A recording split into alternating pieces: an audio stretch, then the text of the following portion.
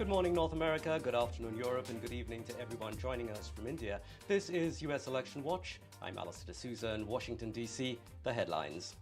Reports say Trump to return to the site of his first assassination bid. Trump to hold a rally in Butler, Pennsylvania, as the race tightens.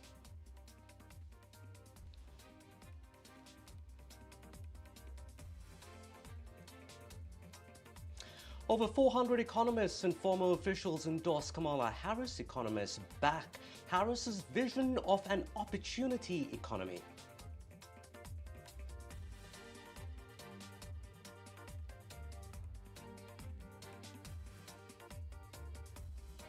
Biden addresses the United Nations for the final time as president. We cannot let up, says Biden, on the global turmoil.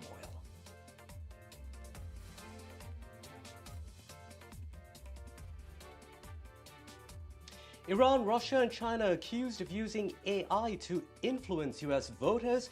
U.S. intelligence officials say foreign entities are influencing the elections.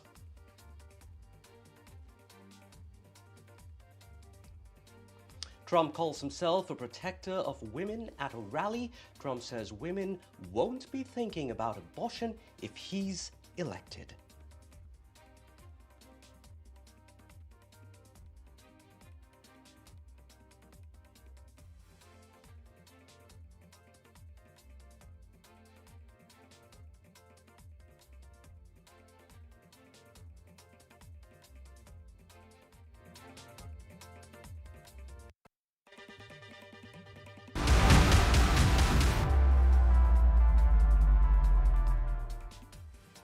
The Harris and Trump campaigns continue to court voters in 7 key swing states that could decide the next president of the United States. The economy, which has remained a crucial issue throughout the election, is the key focus this week as both campaigns duel it out.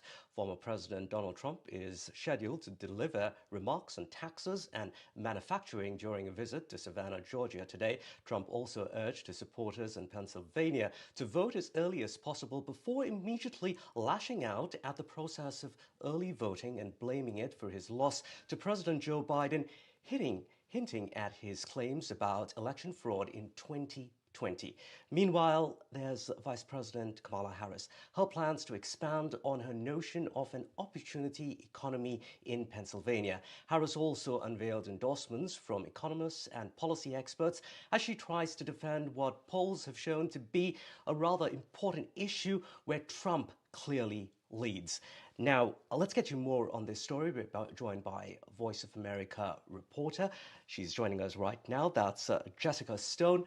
Jessica, thanks for your time this morning. If you could first give us a quick, brief preview of where the candidates are heading and what's on the agenda today and in a couple of days. Well, this is a sprint until the finish line with a lot of visits to battleground states, in particular Pennsylvania this week. We're going to see Vice President Kamala Harris go to Pittsburgh on Wednesday. Today, we're going to see former President Donald Trump go to the state of Georgia, which is another swing state. He's expected to speak at 1 p.m. Eastern. Then he goes on to North Carolina, Michigan, and Wisconsin, which are also battleground states. Today, Second Gentleman Doug Emhoff campaigning for Vice President Harris in Texas. And I think probably the big story of the week in terms of actual campaign visits is not just the economic message, but how it relates to immigration. We're going to see for the first time during the presidential campaign for Vice President Harris, she will go to the border, the U.S.-Mexico border, to the state of Arizona, where it is neck and neck between her and former President Trump. This is the first visit of her campaign. Immigration, a very large issue in this election in which Trump is leading. She's going to try to take some points away from him there. She's also lagging behind him on the economy as well, although that's starting to change. And we're going to see her make a major economic announcement in Pittsburgh on Wednesday. Right. Jessica, if we could talk about Trump's latest comments calling early voting stupid, what's that all about? Well, look, the Trump campaign has a love-hate relationship with the concept of early voting, even in person or in mail. 39 states, however, have it, and many of them are battleground states. So the Trump campaign has settled on a message in which it says it has to participate in early voting. And so they are encouraging voters to vote early, despite suggesting at the same time the possibility that fraud could occur without evidence.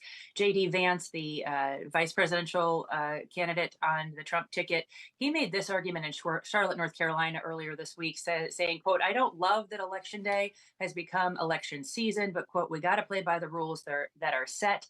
So use it." And keep in mind, at the same time as continuing to be critical of early voting, the Trump campaign did roll out its own early voting campaign in June, calling it Swamp the Vote. They rolled that out, and Trump at the time saying, quote, "We will use every appropriate tool to beat the Democrats." We have to remind our viewers, right, that the American election Jessica, what is about neck and Trump's neck in comments the about battleground states in abortion and particular. women at a It's rally in neck and neck. Pennsylvania? He called himself a protector of women. What did he mean by that? I'm sorry, I was speaking and I didn't hear your question. Can you repeat it, please? Apologies. I was asking you about Trump's comments on abortion, where he recently said that he's a protector of women. Well, we can't get into the side, the mind of Donald Trump, but he seemed to be buttressing that argument when he made it with the idea that he would protect women economically, that he would make sure they had the finances they needed to put groceries on their kitchen tables, to pay the bills, etc. It was also really the Trump campaign's response to the criticism that he is not getting as many female votes in the polls up until election day as he is male votes. And he's trying to go after those female voters and make the argument that they will be economically safer with him under a President Trump.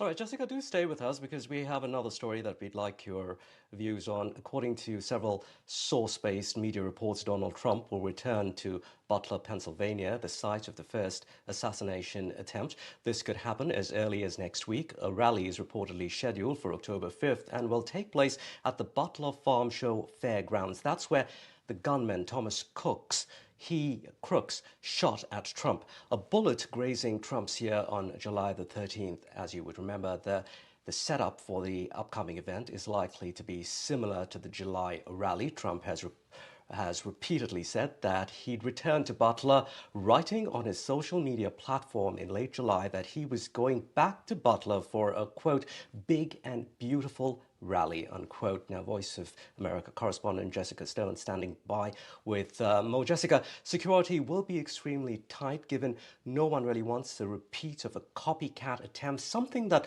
law enforcement has warned of in the past few months. Yes, and of course, we have to remember that there have been not one but two attempts on Trump's life since he began running for office this time. Secret Service saying that it will increase security around the president after that second assassination attempt in 2 months.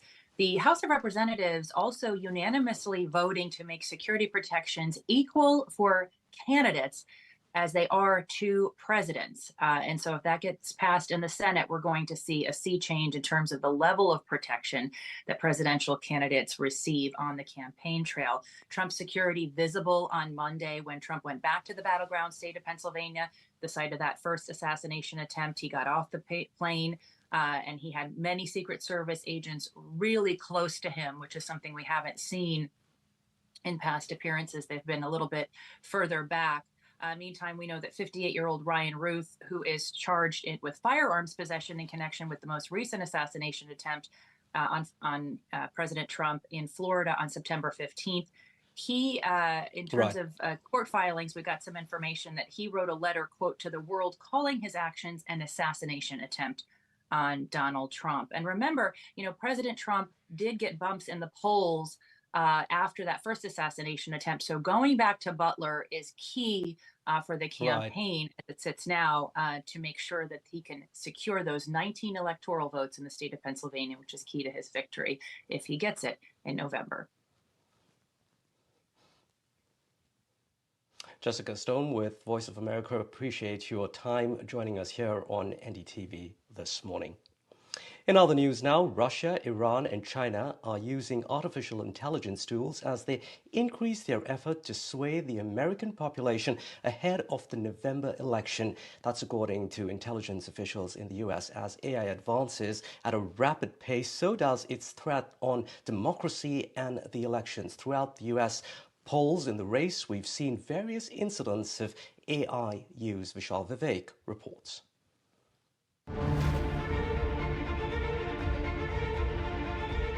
The scourge of election interference hangs over the upcoming US election.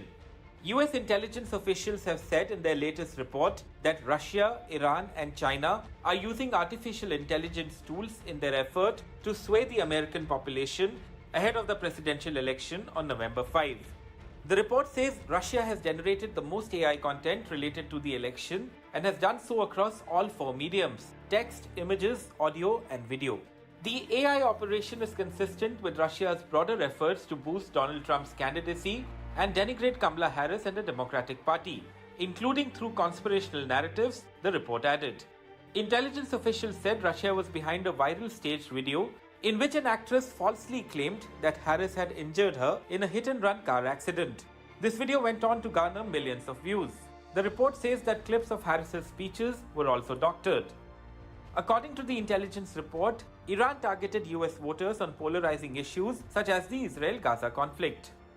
Earlier this month, the US Justice Department charged 2 Russian nationals and seized more than 30 website domains involved in what is alleged is a Russian government-linked influence campaign in an attempt to manipulate the 2024 presidential election. The report is hardly surprising, as past intelligence assessments had found that Moscow tried, through influence campaigns, to help Trump win in 2016 against Hillary Clinton and in 2020 against President Joe Biden. With Vishal Vivek, Bureau Report for NDTV Word.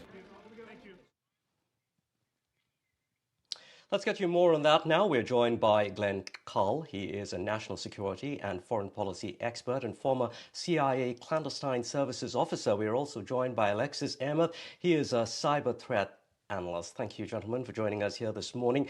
Glenn, let me come to you first. There are worries about Iran and China using AI to target the current US elections, but according to intelligence officials, Russia is the most prolific of the lot. How exactly do these Russian-backed entities use AI? For instance, manipulating Harris's speeches using simple editing tools along with AI. If you could give us a few more examples like that to really bring home the point, please. Well, that's an obvious example, and one that is used a lot, but is, I think, probably the less insidious and dangerous kind, as the example given a moment ago about the false reports of Kamala Harris being involved in a hit-and-run accident. Those things will continue. More insidious, though, is to create an almost infinite number of voices that appear to be legitimate from different walks of life in America, say, if we're targeting America. So you might have someone who presents him or herself as someone coming from the south of the United States, or being a Black American or an Indian American, or representing gun rights or gun opponents, and just expressing an opinion that goes into then the social media discourse that ever so slightly reshapes the debate and the impressions, the consciousness of the people who receive that particular tweet or Facebook posting or any sort of kind of social media expression. And that then changes what Americans think about an issue, then a candidate, then a party, and then the election. The Russians are past masters at not necessarily undermining Kamala Harris, say, in this current context, but in fomenting discord that undermines the Americans' belief in respect for participation in democracy itself. And as the society becomes more in turmoil, and the system more doubted, all of that redounds to Russia's benefit. That's the kind of thing that AI can do hundreds of thousands, millions of times more effectively, literally, than traditional intelligence officers who would actually write a message and try to plant it. Okay. All right. Alexis, now, if I spot a video saying that Kamala Harris was involved in a hit and run, the video that Glenn just mentioned, the first thing that I would perhaps do is to cross-check on a reputed news website. Aren't users really sophisticated enough to spot the fakes from the lies, or are we giving ourselves way too much credit? Well, I think it's obviously something that's becoming more important. With the advent of AI and deepfakes. I think deepfakes are sort of the key, one of the primary factors in this. Another thing to understand is, or something that can possibly make it easier to detect, is understanding the strategies sort of imposed by these threat actors or nation state backed groups. It's very important to understand that, based on what we've seen and multiple intelligence reports, that one of the strategies, again, augmenting deepfakes, is sort of the automation of this disinformation. And one of the flaws in the strategy is sort of based around how it is sort of employed. So what that means is, it's not enough to just have these videos posted. What they're also employing are, vast amounts of bots, social media bots, that of course also have fake images or AI generated images. But that's sort of a very telling or a very important factor to consider. So I think, to answer your question more directly, one of the things to look out for is these rather random spurs of activity, or seeing certain trends pick up out of nowhere almost, and sort of verifying or analyzing whether the similarities in the posts being made, the hashtags being used, so on and so forth. So again, if you don't see it from any reputable source and you're sort of seeing similar sorts of accounts with similar posting styles, that's a very good indication that something's not right. Glenn, just a month ago, OpenAI banned a bunch of ChatGPT accounts after they found that foreign groups were using ChatGPT to sow division amongst US voters. To think that here is a tool made by an American company now being used to turn Americans against each other, a tool that many of us also use, how is a simple app like ChatGPT used to spread this disinformation and lies? Well, as in the ways that I touched upon, and I know for a fact many ways that I don't know about, because AI is not my personal expertise. But what you do is, it doesn't matter if the likes of the three of us who are talking identify something as suspicious and then debunk it. That's good. That's necessary. We must do that. But the simple fact of introducing something that is false or debatable or different into the debate changes the frame of reference. And it is unfortunately a psychological truth that a lie repeated frequently comes to be believed. And even if it is not believed, psychologists have shown us that even if you know the true answer and you hear a false answer, the way you think is changed. It's shocking, but that's what happens. So a ChatGPT will, as I say, pretend it will generate millions of different individuals, fictional individuals, who are then posting things on Facebook and on Twitter and on Truth Social and on LinkedIn and so on and so forth, which even in the act of debunking change the nature of society's perceptions. And when that is done with the express objective of creating discord, it's much easier to break things than it is to build them. Then you have altered society. Let's take a gross example that we all know about. Donald Trump talking about ingesting bleach as a way to fight the pandemic, the COVID-19 strain. But that's a lunatic thing to say. But we now have millions of people cheering at rallies in support of this lunatic idea. That's what happens millions of times over.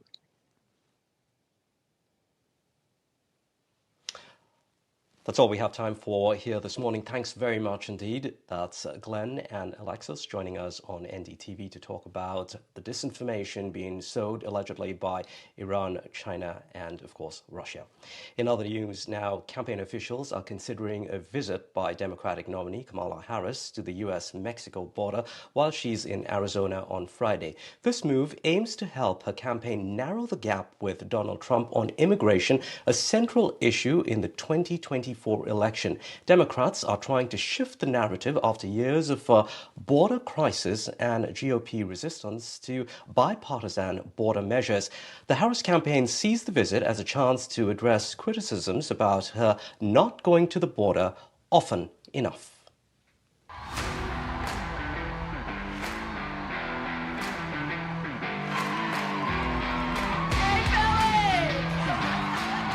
U.S. Vice President and Democratic Party candidate Kamala Harris will be in Arizona on Friday.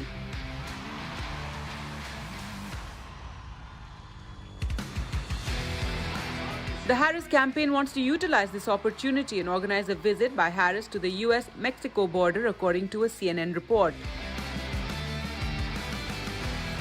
The objective is to close the gap with Republican candidate Donald Trump on the major election issue on immigration.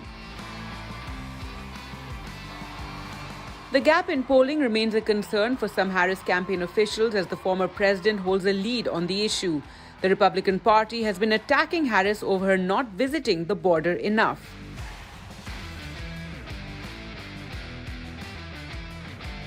Harris's visit to Arizona comes at a time when border crossings are the lowest they've been in the last 4 years, according to reports.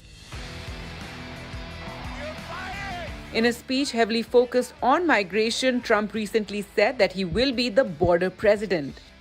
When I return to the White House, I will launch a special task force of elite federal law enforcement and charge them with crushing and eliminating every foreign gang and organized crime network that is conquering our country. Meanwhile, the report says that the Harris campaign is looking to use the failed bipartisan border measure to cast Trump as someone who is not serious about the border issue. With Vishal Vivek, Gargi Rawat for NDTV World.